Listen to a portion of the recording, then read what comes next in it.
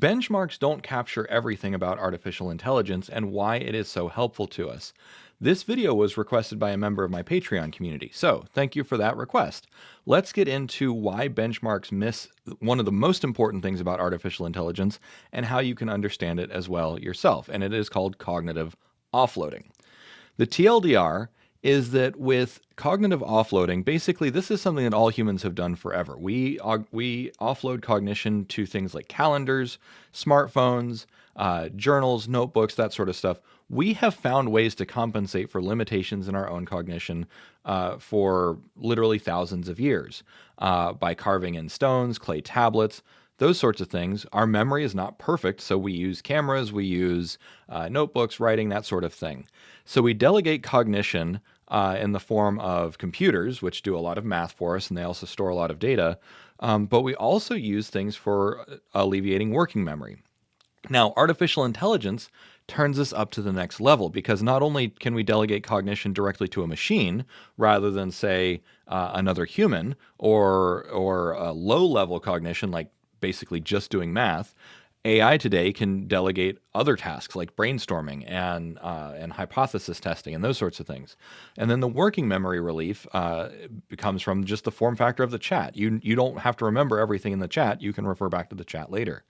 And then what is more interesting, what came while I was researching this video, was the search heuristic amplification. You know, kind of with that dialogue back and forth, you kind of know what you're looking for.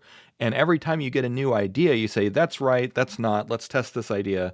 And so your search heuristics, your human intuition is actually greatly magnified by the artificial intelligence, even if the AI is wrong. This is one of the things that the benchmarks get wrong. And then, of course, there's all the technical stuff that's built in, RAG systems, and that sort of thing. But you are the one setting the direction, and your big human brain that knows what you're trying to achieve is a really powerful partner. So I wanted to visualize it. Let me explain what this graph represents. So in any time you're working on a problem, whether you're using AI to write a novel, diagnose a medical condition, write computer code, basically what you're doing is you're navigating a high-dimensional hypothesis space. And so you start somewhere, you start here, and the goal for what you want to achieve is over here. Whether that's a clever Python function or, you're vibe coding your way to a new SaaS platform or a new game, whatever it is that you're doing, there is the high value solution that you're looking for. Now, before, you'd have to do it entirely yourself, and I'll show you what that would look like in a second. But with AI, you can basically draw a straight line from wherever you start, so whatever ideas you have. And by the way, this is exactly how this video came to be, is I did a very high volume, or high speed rather, ideation session where I said, hey, I've talked about cognitive offloading before, and a fan wants me to make another video about it. Let's figure out the math and science behind it. So we were able to zero in very quickly on this high density, high energy slide deck. So this is what it might look like with AI's help. However, if you're just a dumb human on your own, you might take a very meandering trail because you don't have RAG built into your head, you don't have Python built into your head, you don't have the massive scale pattern recognition and generation that AI has. Now, this is probably a little bit meandering, but certainly people that have used the reasoning models, the latest and greatest, Gemini, even Grok, but O3 and O4 to me are by far the best, just because they have the most feature density. And so instead of taking a long meandering path that might take you days, weeks, or years, you just go straight towards the hypothesis, the optimal hypothesis space. So this is my very, very sophisticated visualization as to what the difference is between doing it with AI versus doing it without. Because, for instance, you might not even know what data you're looking for, but the AI, you say, this is the problem I'm trying to solve, and it says, you need this data, and you're like, cool, thanks, let's move on. So you can short circuit a lot of the detours that you might take as a human. Now, let's talk about kind of like the math behind this. So first and foremost, gradient discovery. Humans use a form of gradient descent the same that AI does. So gradient descent is basically, how do I reduce my error? One of the hypotheses of human intelligence is the free energy principle. So that basically human brains are trying to minimize future surprise. And minimizing future surprise means that you're trying to create a more coherent, more complete world model that is going to have a more accurate lay of the terrain. This is why I said that intelligence is a map. So gradient descent is basically, okay, how do I reduce surprise? Now, what happens is you have search heuristics. You have many, many search heuristics that you have learned over the course of your entire life, where you have an intuition that says, I think we should go in this direction. You can't explain it, but you say, let's just explore this direction and see what happens. And then you get a new data point and you say, your intuition says this data point is useful or this data point isn't useful. And either way, whenever you see that's useful, that isn't, you're able to converge more closely on the correct direction. So you're following a gradient of free energy or error towards lower error. And you have a whole bunch of search heuristics, because one thing to keep in mind, this is just a two-dimensional search space. In coding, in novel writing, in medical diagnosis, you're looking in a high-dimensional search space, which could be 10 dimensions, 12 dimensions, hundreds of dimensions. That's too many dimensions to search with just MapReduce. So then what you have is even the negative examples. So this is one of the reasons that benchmarks really don't capture the full value of AI, is because, and we saw this particularly in earlier versions of ChatGPT, where just by virtue of the ideas that it got wrong, that's bad ideas, you're like, no, that's not useful. So you're able to very quickly discard bad ideas, and knowing where the solution isn't is just as valuable as knowing where the solution is. So like, let's say you're in the middle of a map and all is my objective, like you're playing a video game, my objective is north. It's not south, so don't go south. Don't go east, don't go west, it's somewhere north, right? Even just having that cardinal directionality is still super useful.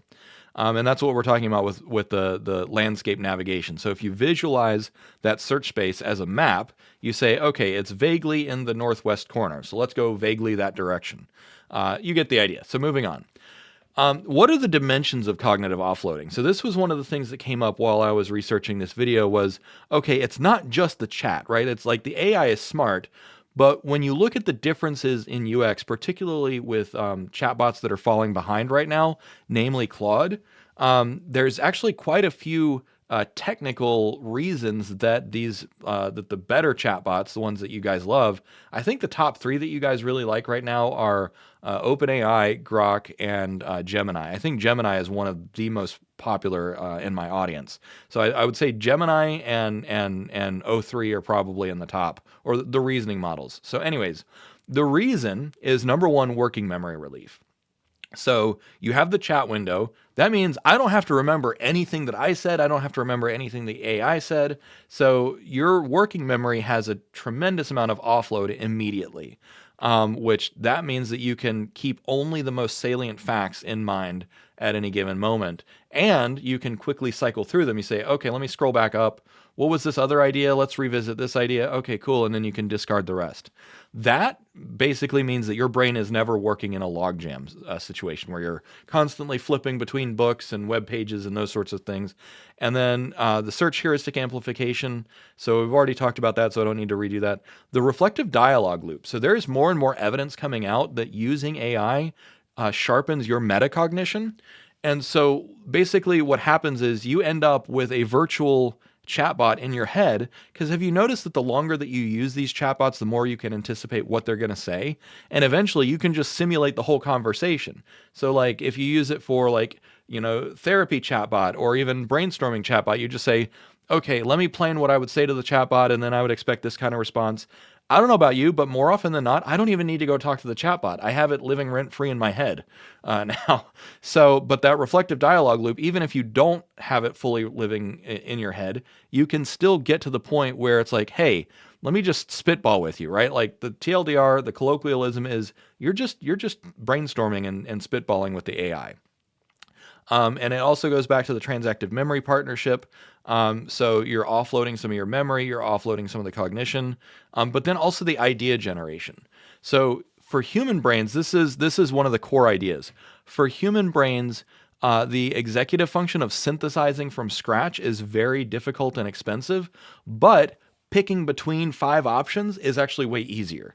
So you say, okay, well, instead of coming up with the 5 postulates or 5 hypotheses or 5 different, mathematical propositions, let me just pick the one that looks the best, and then we'll iterate on that.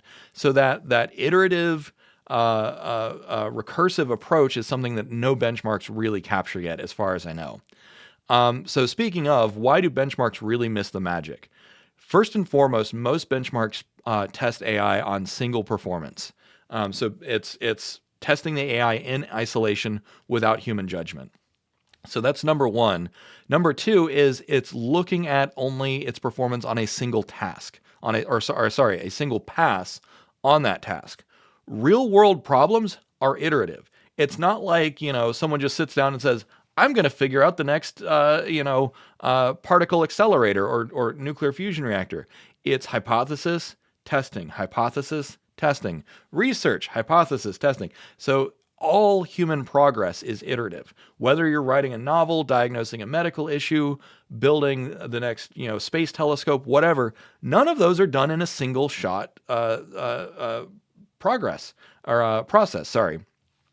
So then there's also the time horizon blindness, which is that benchmarks don't really capture how accurate AI can become over time. So what I would really like to see is a five round thing where it's like you give an AI 5 chances to correct itself, or 10 chances. I know that some tests have, but I want to see this really built in, particularly on the higher stakes things, because it's like, oh well, it hallucinates 20% of the time on a single task.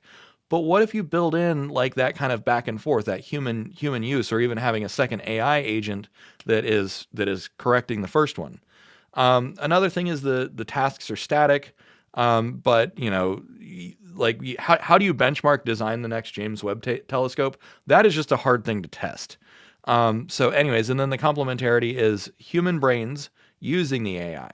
Like, okay, sure, you can benchmark a wrench on its own, say like, how strong is the jaws, like what's its mean time to failure, but in no way does that actually measure the ergonomics of the wrench, right? Like what is it actually like for a human to use the wrench? So that's what benchmarks really miss.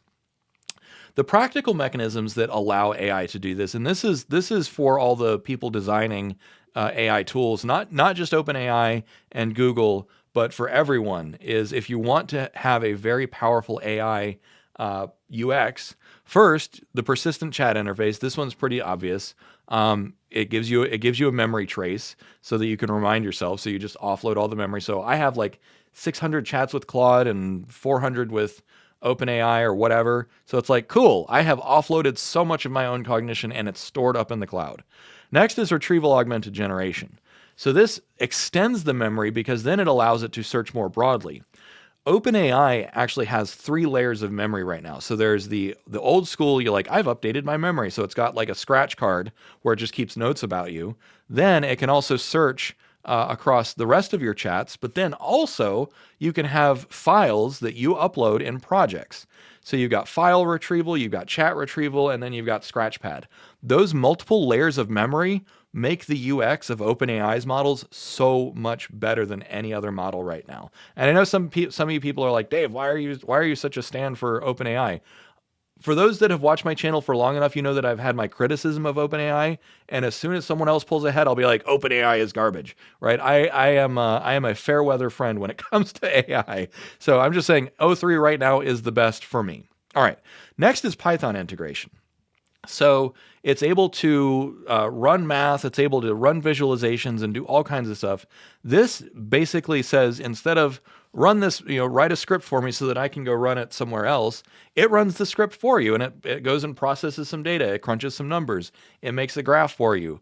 That alone makes it, one, just much faster, and you're building much more utility into the model, which then allows you to just say, I don't want to write the code, you write the code for me.